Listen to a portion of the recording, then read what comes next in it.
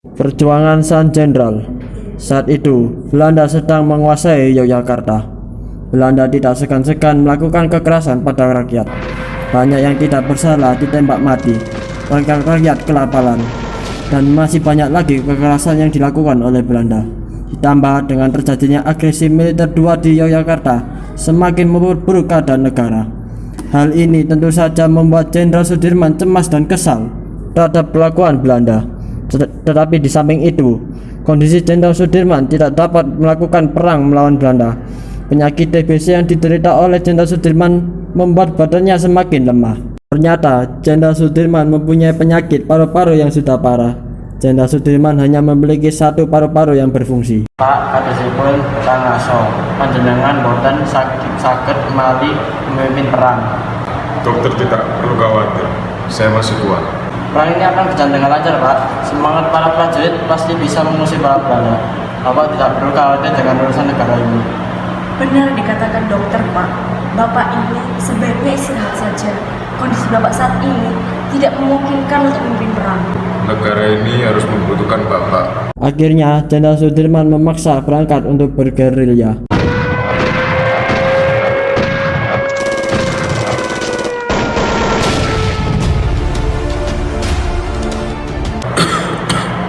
Bapak harus ikut perang di sini. Ibu tidak yakin, Pak, dengan kondisi Bapak seperti ini. Lebih baik kita berdoa saja kepada Tuhan, agar Tuhan membimbing para prajurit. Lebih baik kita berdoa saja kepada Tuhan.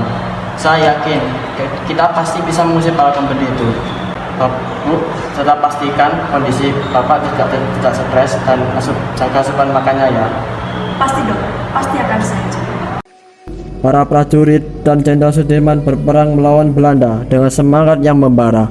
Sakit TBC yang diderita oleh Jenderal Sudirman bukan menjadi masalah untuk mematikan semangatnya. Beliau tetap memimpin dengan strategi yang telah dibentuknya dan selalu memotivasi para prajuritnya. Dengan ditandu, Jenderal Sudirman melakukan perjalanan. Para prajurit dan Jenderal Sudirman berpindah-pindah tempat untuk menyerang pos-pos yang dijaga oleh Belanda. Mereka juga melakukan penyerangan saat konvoi. Para prajurit berperang sesuai dengan taktik gerilya yang disampaikan oleh Jenderal Sudirman. Para prajurit dengan cepat dan sigap menyerang Belanda. Taktik gerilya ini berhasil membuat Belanda kebingungan karena adanya serangan secara tiba-tiba.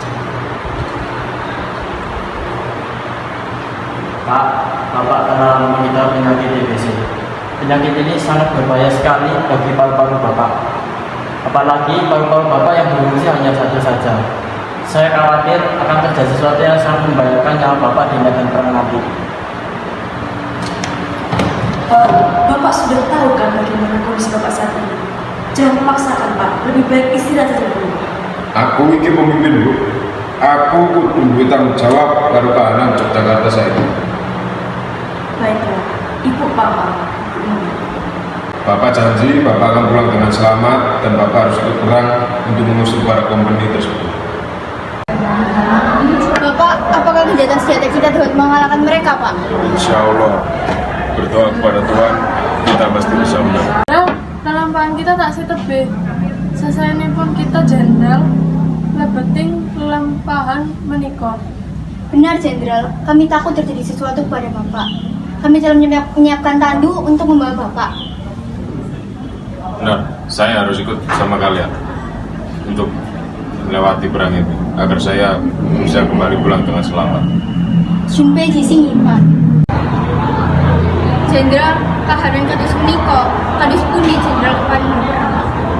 Sebaiknya jenderal ditandu, jangan kami para prajurit yang menyerang para pembeli. Baiklah, saya akan tetap ditandu.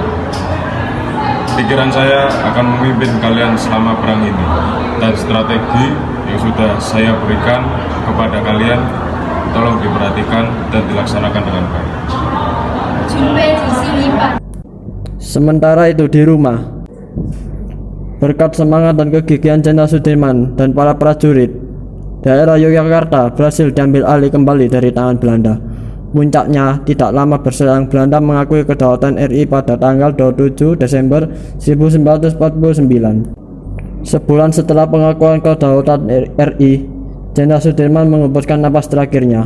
Pada tanggal 27 Desember 1950, perjuangan Jenderal Sudirman tidak akan dilupakan oleh bangsa Indonesia karena perjuangannya dalam mengusir Belanda sangat berjasa besar. Sekian drama perjuangan yang dilakukan Jenderal Sudirman. Semoga kita semua dapat meneladani sifat-sifat kepahlawanan beliau. Sepertinya kita perlu mengalahkan mereka, Jenderal. Belanda kebingungan dengan serangan tiba-tiba yang kita lakukan. Jangan senang dulu kawan, kita harus tetap fokus berperang. Bisa saja Belanda melakukan perlawanan yang lebih ganas dari ini. Semoga itu tidak terjadi. Semoga saja dengan taktik yang sudah Jenderal Sudirman berikan, kita jadi bisa mengusir mereka dari sini. Gusti, paring keselamatan kagem Bapak Gusti. Muga-muga ora kedadek apa-apa ing Bapak Gusti. Kita berhasil, Jenderal. Terima kasih telah berpartisipasi dalam perang ini. Benar, semoga Belanda tidak melawan kita lagi. Semua ini berkat taktik yang Bapak berikan.